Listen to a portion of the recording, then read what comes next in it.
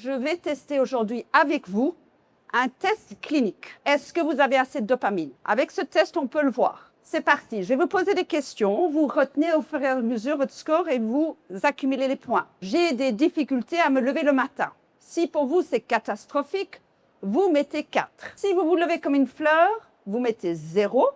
Et puis il y a 1, 2, 3. Donc vous gradez ça. C'est parti. Donc première question, j'ai du mal à me lever le matin. 2, j'ai du mal à commencer une action.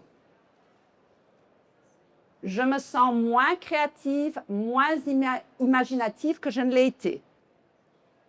Je ressens de la fatigue avant même de commencer à agir. Je porte moins d'intérêt à mes loisirs et mes activités. J'ai moins de désirs sexuels et amoureux. Mon sommeil est agité physiquement, je me remue beaucoup. Je n'ai plus tellement de nouveaux projets. J'ai du mal à me concentrer, à suivre le fil de ma pensée. Et dernière question, je cherche souvent mes mots.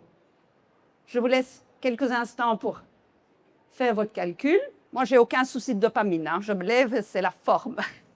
Mais c'est quelque chose qui peut varier au cours du temps. Alors, qui dans la salle a un score en dessous 0 à 10? Levez la main. Top.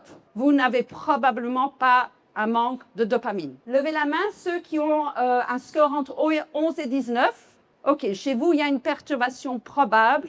Vous avez tout intérêt à avoir le petit déjeuner protéiné. Et enfin, est-ce qu'il y a des personnes qui ont plus de 19? Voilà, pas beaucoup, mais en tout cas, ceux-là, clairement, il y a une dysfonction de la dopamine. Alors, c'est clair qu'on peut aussi mesurer ça dans des analyses d'urine. Et on peut aussi prendre des compléments alimentaires comme la L-tyrosine, mais ça se fait avec un professionnel de la santé pour vous guider.